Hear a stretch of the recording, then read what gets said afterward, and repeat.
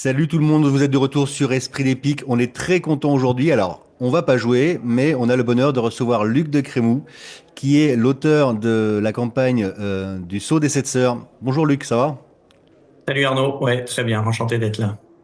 Alors, on va se faire une petite série de vidéos. Aujourd'hui, on va parler de toi. Dans une prochaine vidéo, on parlera de l'écriture de la campagne et puis après du déroulement de la campagne. Pourquoi pas donner quelques petits tips aux MJ qui vont masteriser cette campagne. Alors, question courte, réponse courte. Comment tu as découvert le jeu de rôle, Luc? Ça fait trop longtemps. J'ai souvenir de mes grands frères qui jouaient avec des premières boîtes de Donjons Dragons, un truc, une relique, Ah, première yes. édition, les boîtes en carton, que certains d'entre nous ont connu. Très frustré de pas pouvoir jouer parce qu'ils étaient trop grands, j'étais trop petit. Et donc ensuite j'ai enchaîné avec l'œil noir, des livres dont on a le héros, des choses assez classiques. Et puis arrivé au collège, la rencontre avec celui qui a été mon premier maître du jeu, Philippe, et la découverte de Donjons Dragons. Et puis j'ai plus lâché après. Trop bien. Big up, Philippe. Merci, Philippe.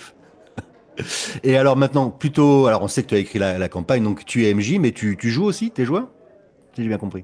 Ouais, j'ai été joué, je suis joueur et MJ. J'aime bien alterner les deux. Globalement, j'ai joué essentiellement sur des jeux médiévaux fantastiques, donc beaucoup Donjons Dragons, les différentes éditions, ADD 3, 3.5, etc. Après, j'ai fait quelques incursions dans d'autres jeux, Vampire, Méga 3 pour les très anciennes Oh. casus belli, l'Appel de Cthulhu évidemment, et puis Warhammer, beaucoup de Warhammer, le jeu de rôle, pas la partie figurine. Mais donc on est beaucoup dans des thématiques, quelques thématiques modernes, mais beaucoup de médiéval fantastique, quoi. Ok, ok. Et alors, est-ce que tu as un souvenir de jeu de rôle marquant, ton pire souvenir, ton meilleur souvenir de jeu de rôle, ce serait quoi? Alors, c'est difficile de résumer 35 ans de jeu. S'il faut en isoler un en fait, et qui est à la fois le pire et le meilleur. On s'identifie souvent à un personnage, et j'ai un personnage pour moi qui est un elfe archer auquel je suis très attaché, on va dire. J'ai dû jouer pendant 20 ou 25 ans, et j'ai un souvenir de la fin de la campagne de l'ennemi intérieur, pour ceux qui connaissent Warhammer. Hmm. Ah, génial. Incroyable campagne, et on finit dans un château avec un banquet, une énigme à résoudre, un truc avec un MJ qui est un peu torturé, enfin qui sait nous placer des énigmes compliquées. Et on est plusieurs à mouliner dessus. Et il fallait voilà, mettre les choses dans le bon ordre, on va dire. Et on fait tout bien. Et je suis hyper investi. Et sauf qu'il y a un truc qu'on fait pas bien. Et donc grand moment de jeu, mais le truc qui fait que je fais pas bien, en fait, fait que je meurs. J'ai plus de points de destin et je Ah, perds mon joueur fétiche.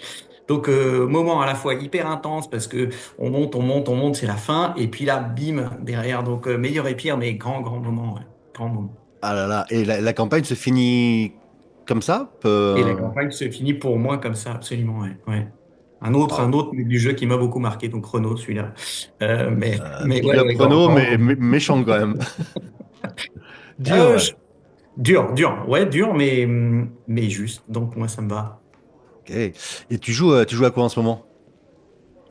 Je joue plus beaucoup. J'ai joué encore à Warhammer avec toujours ce maître du jeu, comme quoi on n'est pas complètement fâché, hein. Non, je fais quelques séances encore et toute une campagne en réalité qui s'est étendue sur quasiment 20 ans en fait sur Warhammer au travers de Roll20 maintenant. Et puis j'ai basculé aussi à l'écriture de scénarios. Alors la campagne du Sceau des Sept Sœurs, mais aussi de campagne enfin, de scénarios de jeux de rôle grandeur nature, donc là en réel, qui est une autre façon de vivre le jeu de rôle. Et puis j'ai un autre projet dans les cartons de campagne Donjons Dragons. Donc bon, là je veux pas en dire trop, mais il y a un autre sujet derrière qui viendra peut-être dans les mois prochains. Ah ah, excellent, excellent. Bah écoute, on a hâte d'en savoir plus. Est-ce que, en général, les joueurs de jeux de rôle, ils jouent pas qu'à ça. T'es toi aussi un joueur de, je sais pas, jeux de plateau, jeux vidéo, tout ça? Je suis un joueur dans l'âme, je crois, ouais. Quel que soit le jeu de société, pas tant que ça jeu vidéo, même si ça a été pas mal ça dans ma jeunesse, qui commence à remonter un peu. Euh, Relativement peu de jeux de plateau, même si j'ai beaucoup joué à des jeux type diplomatie, par exemple. Hmm. Mais à des jeux, alors, plus près du jeu de rôle, si on est un Blood Bowl, par exemple, qui Ah existait, yes, oh là qui là. remonte un peu.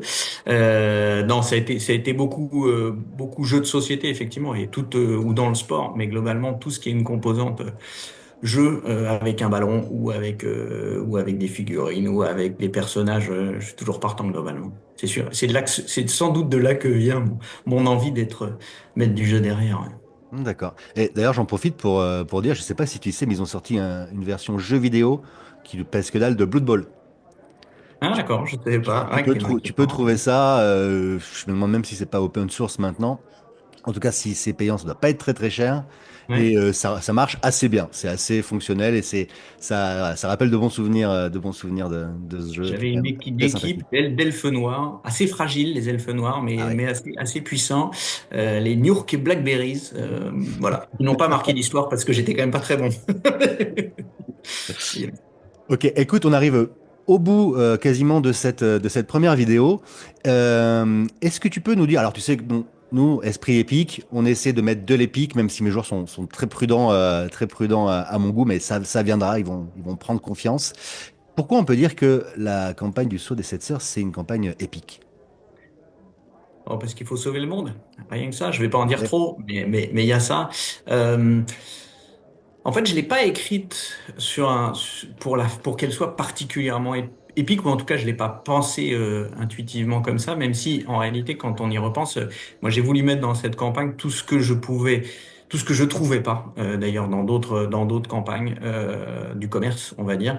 Et donc, il y avait quand même ce côté où moi je considère que quand on joue à Donjons Dragons, on doit être un héros, ce qui est pas vrai à plein d'autres jeux, et notamment Warhammer dans le médiéval fantastique. Mais donc il y avait ce côté je suis un héros, donc je dois avoir des adversaires homériques, des énigmes à non plus savoir, des lieux inexplorés, etc., etc. Et cetera. Et donc tout ça fait que à la fin, effectivement, je pense qu'on peut dire qu'on a une campagne pour des héros, et donc en ce sens, ouais, une campagne épique, je crois. En effet, les gens ont l'occasion de le voir en suivant les prochains épisodes. Écoute, Luc, je te remercie. On se Plaisir. retrouve dans quelques semaines sur Esprit Épique pour, avec Luc, vous parler un petit peu plus de l'écriture de la campagne. Merci et à très vite tout le monde. Bye. Merci.